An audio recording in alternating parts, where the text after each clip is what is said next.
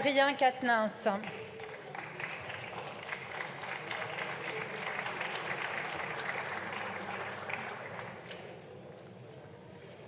Madame la Présidente, Madame la Première ministre, Mesdames et Messieurs les ministres, collègues, le temps est suspendu.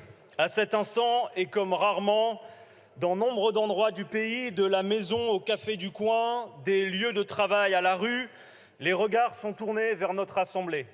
La maison du peuple, de par la présence des représentants qu'il a élus. On nous écoute, on nous regarde, on attend avec espoir le résultat de notre vote sur cette motion de censure. Car dans quelques minutes, si 287 d'entre nous le décident, la volonté de 2/3 des Français de renvoyer ce gouvernement et son injuste réforme des retraites peut devenir une réalité.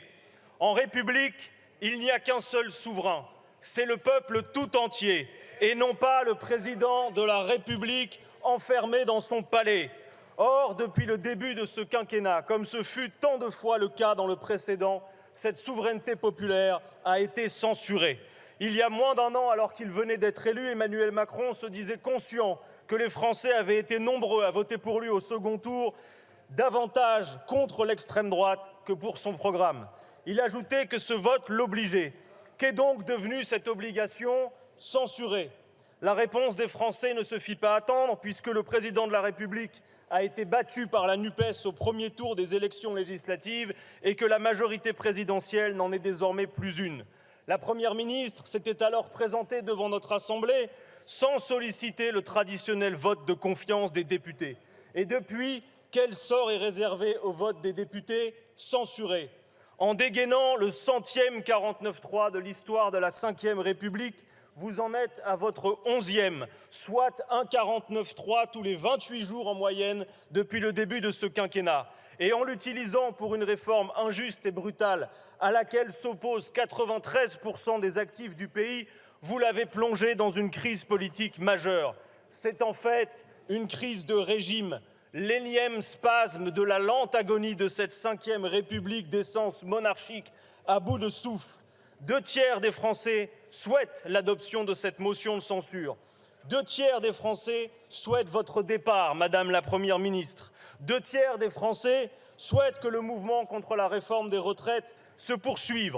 Mais parce que sous les lustres dorés des plafonds de l'Élysée, un homme seul et toujours plus isolé souhaite rhabiller un passage en force en processus démocratique, ce sont 2/3 des Français qui devraient être censurés. Cette réforme des retraites n'a aucune légitimité parlementaire, aucune. En utilisant un véhicule législatif inadapté, un budget rectificatif, vous avez contraint les deux chambres à débattre dans un temps limité et empêché l'Assemblée de se prononcer en première lecture. Même au Sénat, où vous aviez la majorité, vous avez eu recours au vote bloqué. Et ici, à l'Assemblée, un énième 49.3 pour empêcher le vote des députés. Le vote de cet après-midi doit donc remettre les pendules à l'heure, rappeler le président et son gouvernement à la réalité, être en phase avec les aspirations populaires. Vous prétendez que cette réforme est la seule solution pour notre régime de retraite par répartition. C'est votre préférence politique, certes, mais il y en a bien d'autres et les Français le savent d'autant mieux qu'ils voient une petite minorité se gaver toujours plus sous les effets de vos réformes pendant que le grand nombre souffre et que les fins de mois difficiles commencent dès les premiers jours. 10 millions de pauvres dans le pays record d'Europe des versements de dividendes où 5 personnes possèdent autant que 27 millions. Vous dites que c'est pour le bien du peuple qu'il faut parfois aller contre sa volonté. Mais le désaccord massif des Français avec votre réforme et le recul de l'âge de départ à la retraite n'est pas un caprice de mal informés. Voilà donc plusieurs mois qu'ils utilisent tous les recours démocratiques possibles pour exprimer leur désaccord. La grève, si dure et si chère, des manifestations massives à répétition dans un calme que vous avez vous-même salué, des syndicats unis comme rarement et de votre côté, le coup de force permanent. Après avoir sacrifié 2 années de vie de tous les Français contre leur volonté, qu'avez-vous l'intention de faire contre celles et ceux qui ne baisseront pas les yeux devant vous? Les coups de matraque, les gaz lacrymogènes, la jeunesse du pays à genoux, les mains sur la tête? Votre obstination est en train de mettre le pays à feu et à sang sous le regard de la presse internationale qui découvrent parfois que la France est un simulacre de démocratie parlementaire où l'exécutif peut gouverner seul contre tous. Le retour au calme, c'est la démocratie. Sinon, la solution, c'est le peuple. Interrogez-le donc par référendum.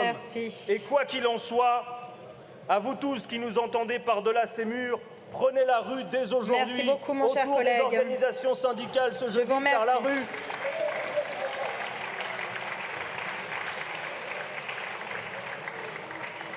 La parole est à Madame la Première ministre.